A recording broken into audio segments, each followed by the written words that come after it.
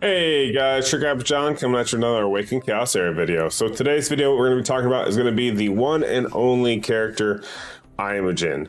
Now, I do know a lot of people have kind of asked a lot of questions about her. How does she quite work? What scenario would you use her in? What content would you use her in? And I've gotten her built pretty decently, and I've been using her for a while. So in this video, we're going to talk about it and tell you exactly kind of where I think she's at, what she's able to do, and what she's going to really bring to help improve your team.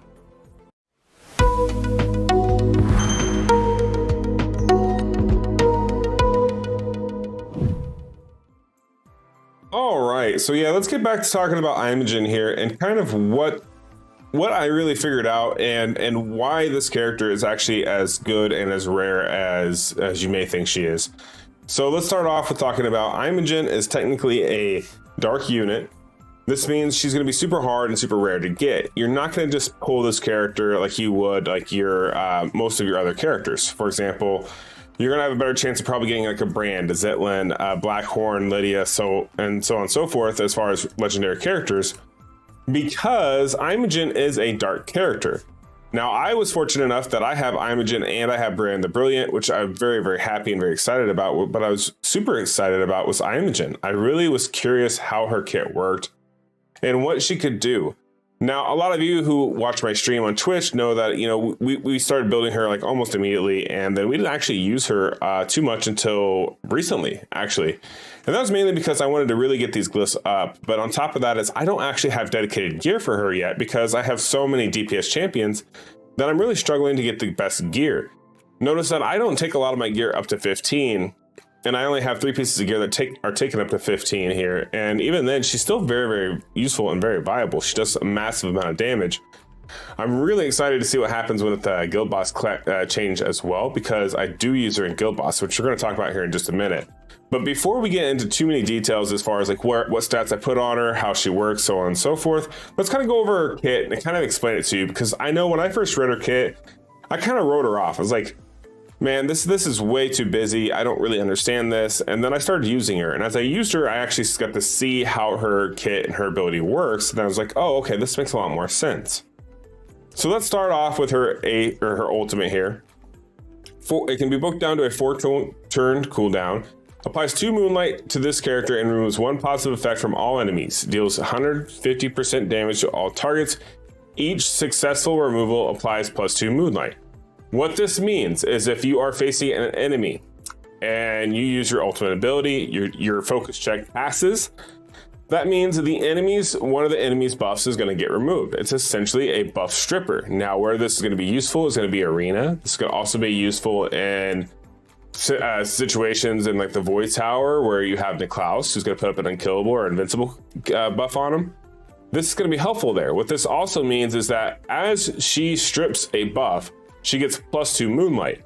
Now notice Moonlight doesn't actually give you a stat boost. It's just, think of Moonlight as a placeholder. And that's where it really confused me, because I was thinking to myself, we have all these characters that have all these traits. We have all these characters that have these stacks, so to speak of, but they all do something. In this case, Imogen's don't technically do anything.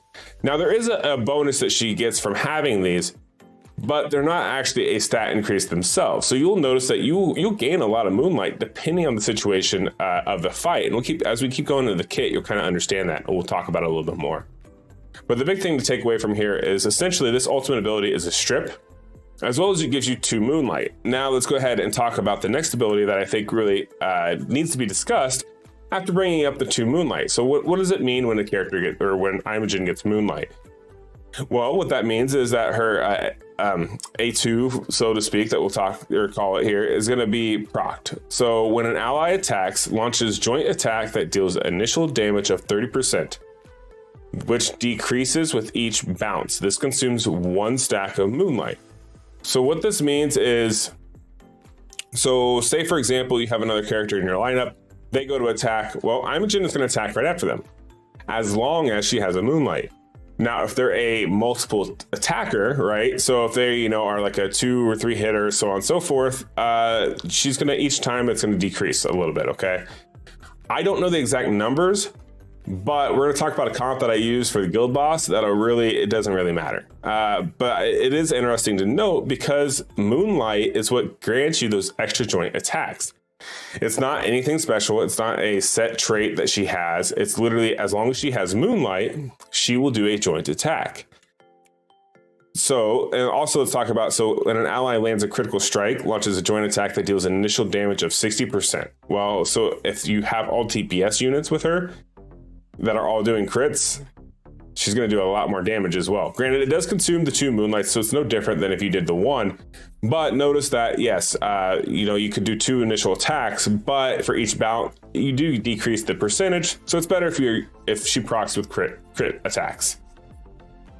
All right, moving on. Actually, let's talk about the passive here, and this is why we're going to talk about it in this order. So applies 2 Moonlight at the beginning of the round, grants this character an unremovable Moonlight upon receiving it, and defense pierce up. Max stacks 20 stacks. Okay, so this is where this gets a little bit confusing. So applies 2 Moonlight at the beginning of the round. This literally means that at the beginning of each round, she gets 2 Moonlight. So this means she's going to do 2 joint attacks each round. And this is where I got tripped up on how she worked, because I was so confused. It's like, well, how does she work? Like, I keep doing all these joint attacks. I was getting so confused by this round. It actually happens at the start of that round. It doesn't matter what her speed is or where she goes.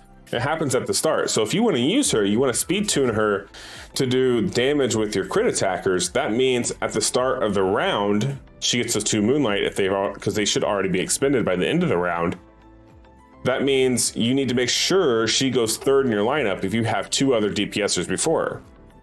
If not, that first person must not attack, or else then you lose that extra bonus. Now, the difference in that too, also think about it, is yes, you will expend 2 Moonlights, which does expend both of these Moonlights. So she won't do the attack with someone else. But that's kind of like the thing that I was missing, was I wasn't understanding, like, she didn't seem like she was doing a whole lot of damage with any of my comps, because I'd bring her in there to do damage and attack and do joint attacks, and it was as if she was like joint attacking with the support unit. So I was like, well, this doesn't make sense. Like, I want her to attack and do joint attacks with the DPS. Like, I want her to do joint attack with like Nathalia or Scarlet. I don't want her to do like, I don't want to waste that ability. That's what I was forgetting and what I was not understanding. And the other thing is she receives a defense pierce boost. Okay, now, when we bring up I want to say, is it this one, right? Is it still this ability? I believe so. This literally means that at the beginning of the turn, this character grants an unremovable Moonlight upon receiving a defense pierce up. Now, defense pierce up is actually being given out. I want to say it actually happens at the beginning of the round. See, and this is the other part that was really confused, because it did seem like every round, as soon as she got to Moonlight up, that she was actually getting the boost. Now, it doesn't state it here, which I think is a little weird. And that's why I was just confused again, because I was like, man, I thought I had this nailed down, because I've spent an entire weekend doing guild boss with her, and I'm like, man, she can really hit. She can do great damage, especially when she gets that defense pierce up.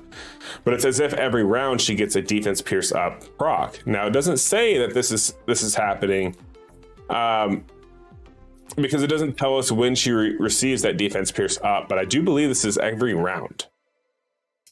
Now let's talk about the A1. Now, the reason why we're going to talk about the A1 is because it deals 100% damage to an enemy and grants a +1 Moonlight, and plus 30% damage per critical strike. Okay. Now, as long as you have her critting, she's going to do that every time. So this means when she goes and does her attack, because when she's doing the joint attack here, she is doing the joint attack via the 60% or 30%. It's not that she's doing her attack with the A1. But if you would like her to do extra damage, you need to make her keep going with her A1 ability, because that A1 gives her Moonlight. Okay, it gives her a +1 Moonlight and plus 30% damage per critical strike. So this means whatever her damage is, you're going to add 30. This is why I built her as a DPS unit. So if I go into more stats here, you'll see she always crits. Her crit damage is 251. So it puts her about 281, so to speak. Her attack is 4,000. This means she can really do a lot of damage. She really brings out the deeps. And this is on a A1 ability. So this also means I have her in Curse Gear with Warrior set. So that way she is going to proc as much of her A1 as possible, which is going to help her do the most damage as possible. On top of that, that means that if she were to go and proc that, she's going to have more Moonlight. When she has more Moonlight, she's going to be able to do more joint attacks. Now that's where we start getting into like some snowball effects of, okay, well, how could she be used? And I'm really sad. I wanted to showcase the guild boss team I had, and unfortunately we ran out of time. Actually, I recorded it, but when I recorded it, it just did not turn out well. I apologize. But what we are going to show you is I'm gonna go ahead and do another run in the campaign mode here and show you exactly how often she can proc off with other characters and show you the synergy that she has. Okay, so let's go ahead and let's pull up the guild boss here, because this is where I first started playing with her and testing her out. Unfortunately, I have used both of my keys tonight, so I cannot showcase this run. I do apologize. I'm recording this a little bit too much of an after effect.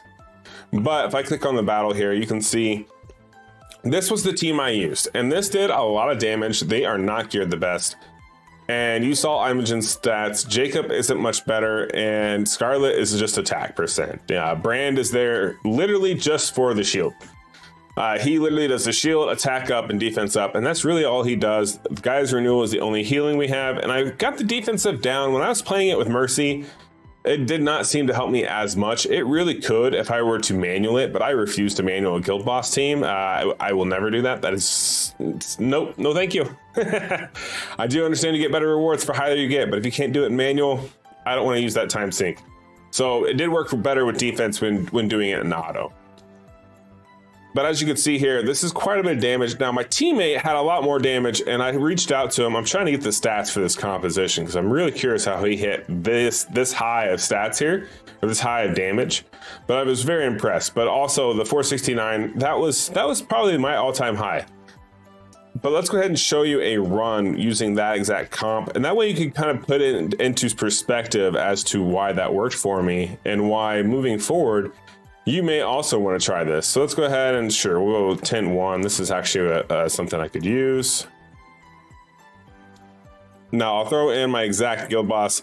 This is going to be on the fly. I have no clue how this is actually going to pan out, guys. Just as a heads up, this may turn out really bad. It may turn out really good. I am not sure. But one thing I can promise you is you will see Imogen's ability work within the very first round, so long as everyone doesn't die. But the thing with this composition and with using Imogen that I really noticed and really liked is Imogen has the potential to do a lot of damage. As long as you put her in the right gear, she can really clear waves and waves of content. If you put her with the right team where she can synergize, because notice she does her ability and it's an AoE ability. It's not just a single target. Okay, so even though I don't know that the skill actually stated that it was an AoE, it just states that it's either 30% damage if it doesn't crit, and then it's 60% damage if it does crit. It doesn't actually state, I don't believe, if it's an AoE damage, but notice the amount of damage that she's doing here.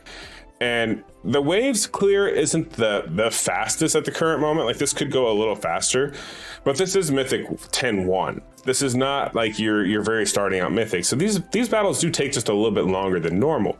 But you also will notice that when paired with the right people, she can really synergize. So she is proccing her Moonlight right off of her ability and off of her Curse Gear. Well, this also means that when someone does an attack, like for example, Scarlet and Jacob, now they're joint attackers. So when she is doing her ability, this means that gives them an opportunity to proc as well, because you will see that just like there, how Jacob procced off of Imogen here, and they're just moving back and forth. Okay, they're synergizing together, and that's what's doing a lot of the damage. This is, I think, is where Imogen really shines, is because she does have that ability to really work in tangent with characters like Scarlet, with Jacob, with William, who has an A1 joint attack, who uses that character's A1, right? So if you were to pair Imogen with William's joint attack, if it works with Imogen, means that when Imogen goes and attack, she gets +1 Moonlight. When she gets +1 Moonlight, that means she's going to do a little bit more damage because she's going to be doing one extra joint attack. So it's really about who are you bringing where and how are you using them. If you use them in the correct setup and format, you can really bust out the damage with her. Now, is she going to be someone that you really feel like it's going to be worth building just for, you know, this content here? Probably not. You'll notice that this battle seems to have taken quite a bit long turn here. And as we're talking about, I'm noticing like, yeah, this is really slow. But one thing I liked that I used her on is I actually ran her in my Endless Trial 70. And even though I forgot to complete it because I'm terrible about it, I always forget about Endless Trial 70. She actually carried me all the way through. I was able to use her with 2 support units and actually Jacob. And between the 4 characters, they kept everyone healed and we cleared Endless Trial. So it was very helpful because the synergy was there. And the fact that she can do the damage really makes the big difference, especially with the right pairing. Now, she's not going to be a solo character, but that's okay. A lot of our characters really aren't solo characters anyways, but where they are going to shine is going to be in cases like Endless Trial, where you can bring her in there and she can be a multiple hitter. And this literally means that, here, let's go ahead and see. Okay, going. Show you exactly the comp I was running here. So, as you can see here, we do have Imogen, Brand the Brilliant, Brand. Now this is a little overkill, not needed, but when you bring her in here with like a Scarlet or Jacob, you see that she will do a lot of damage for you and she's going to clear those waves pretty quickly, because at the end of the day, you don't want to have to keep moving stuff in and out for farming Endless Trial. I feel like she's going to shine there. I know she shines in the Guild Boss. She does a crap ton of damage in the Guild Boss, and she's a dark unit. So this means she'll always be able to hit the Guild Boss and not be a weak element, which is going to be massive as far as like having a team that doesn't need a flip-flop, or a character that doesn't need a flip-flop, just depending on what guild boss it is. I also used her a little bit in Void Tower, and I gotta play with her a little bit more. I don't know if she's gonna be 100% viable in Void Tower everywhere, but I do know we're gonna be pushing that content very soon, and as soon as we do, I'll probably do like an updated pin or something like that to let you guys know, like, hey, yeah, she was very viable in Void Tower. But as you guys can see here, she does seem to work okay. She does a lot of damage because she's synergizing with everybody, especially our joint attackers. I do highly recommend building your Imogen if you get her. She can do a lot of damage just in general. It's because of her general utility. Her stats aren't terrible either. But, you know, if you pair her with the right team, I really feel like you're going to get max efficiency out of her as far as just being able to utilize what she's capable of doing. Because notice, even after that battle there, she had plus 10 pierce up, which means there was 10 rounds taken that time, and she did a lot more damage. If I go into the battle report here, notice that she out damaged everybody. Now this is with Brand the Brilliant using his HP percentage abilities, and this was with Scarlet here using all of her bleeds, right? And this is the amount of damage she did. She definitely outclasses everybody in this composition with damage. But yeah, guys, that's going to be it for the Imogen review. I hope that helps you. I hope that cleared that up a little bit. If not, leave me comments down below, and I'll do what I do the best that I can to explain it. If not, pop in stream, ask questions. I'm always here and always able to help. So until next time, guys, peace.